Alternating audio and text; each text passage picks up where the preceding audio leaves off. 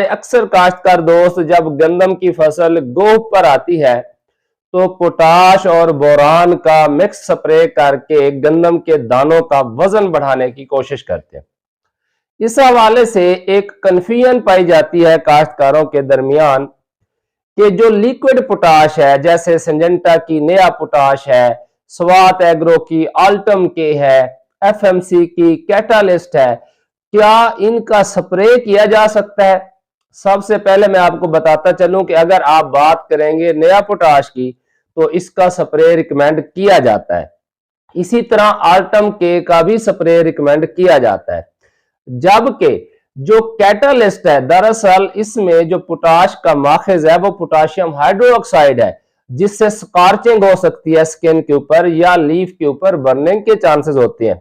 मगर ये जो कैटालिस्ट है ये एडवांस टेक्नोलॉजी है, O4 टेक्नोलॉजी है और अब कई सालों से कंपनी खुद बेशक वो गर्म मौसम हो या वो सर्दी का मौसम हो गंदम के ऊपर भी सिफारिश करती है और कपास के ऊपर भी 2 से 3 स्प्रे सिफारिश करती है, जिसके कोई मनफी असरात सामने नहीं आए।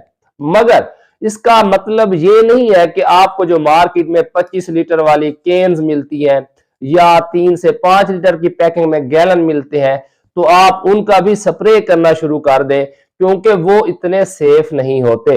पोटाशियम हाइड्रोक्साइड की वजह से पत्तों के ऊपर भी बर्निंग हो सकती है और इसके अलावा जो बंदा स्प्रे कर रहा होता है उसके जिस्म के ऊपर जो स्प्रे जाती है, यानी जो टैंकी वगैरह लीकिंग होती है या पानी वगैरह जिस्म के ऊपर पड़ता रहता है, तो बार दफा उसकी वजह से जल्द के ऊपर रैशेस पड़ सकते हैं, जलन हो सकती है या कह लें कि छाले बन सकते हैं। यानी अगर आप लिक्विड पोटाश के स्प्रे की बात करें तो इस बात को आपने महदूद रखना है नया पोटाश, कैटालिस्ट या आल्टम के की हद तक।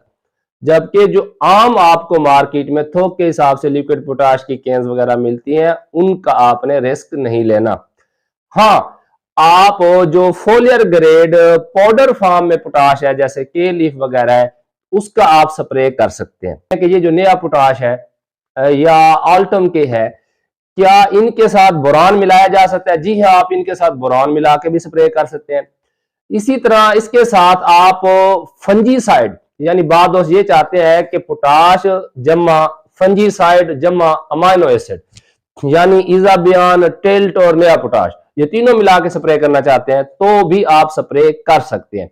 इसके अलावा अगर आप नया पोटाश यानी मैक्सिमम डोज आपने 1 लीटर रखनी है फी एकड़, बेहतर है कि आप 500 ml तक रखें कैटालिस्ट की मिकदार। तो इसके साथ आप 2 किलोग्राम तक यूरिया भी मिला सकते हैं, उससे भी अच्छे रिजल्ट मिलते हैं। अगर आप इनका स्प्रे करना चाहते हैं और 2 स्प्रे करना चाहते हैं तो कोशिश करें एक स्प्रे आप 70 दिन की फसल पर कर लें और दूसरा स्प्रे ठीक 3 हफ्ते बाद आप रिपीट कर लें, तो इंशाल्लाह आपकी गंदम की पैदावार में 5 से 7 मन यकीनी इजाफा होगा।